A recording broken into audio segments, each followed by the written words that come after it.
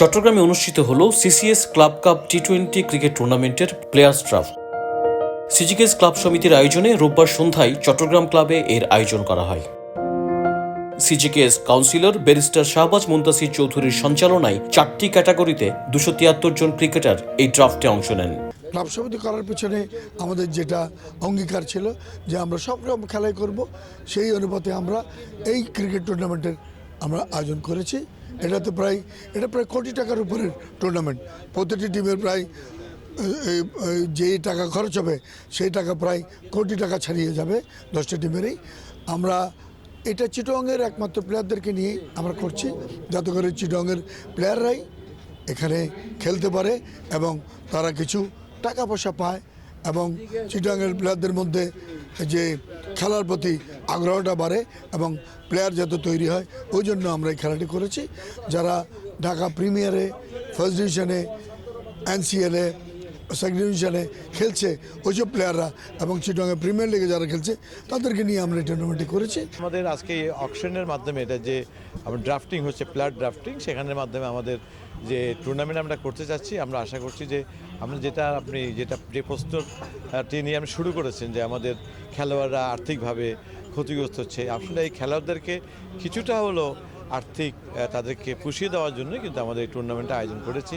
আপনারা জানেন কিছুদিন আগে আমরা একটা উন্নত মানের একটা ফুটবল টুর্নামেন্ট করেছি, ইনশাআল্লাহ সবার সহযোগিতায় সফল হয়েছে। আমরা ক্রিকেটটাও শুরু করার জন্য চিন্তা ভাবনা করেছি। আপনারা দেখতে পাচ্ছেন আজকে যে প্লেয়ার ড্রাফট হচ্ছে, আগামী 24-25 তারিখ দিকে এই খেলাগুলি হবে। তো আমরা এরপরে অন্যান্য খেলা, হকি, অ্যাথলেটিক্স সবগুলি যতদিন পর্যন্ত জেলা ক্রীড়া করলেও আমরা কিন্তু পরিপূরক হিসাবে ক্লাব সমিতি করবে।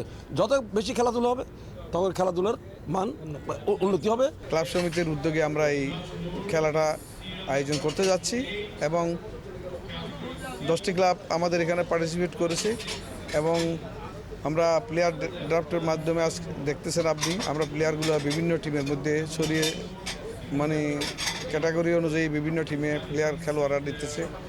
তো আশা করি ইনশাআল্লাহ টুর্নামেন্টে খুব জমজমাট টুর্নামেন্ট হবে। টুর্নামেন্টে মোট 10টি দল অংশ নিচ্ছে। এগুলো হলো rising star club, rising star junior, Shatadal club, friends club, Shahid Shahjahan Sangha, brothers union, Ispahani sporting club, Mohammedan sporting club, CPA ও সিটি কর্পোরেশন একাদশ। যারা আয়োজক তাদেরকে অনেক ধন্যবাদ, কারণ এতে অনেকদিন পর একটা খেলা আয়োজন করলো। এতে সবাই আবার একত্র হবে, প্লেয়াররা, অফিসিয়ালরা সবাই, এবং প্লেয়ারদের অনেক উপকার হয়েছে।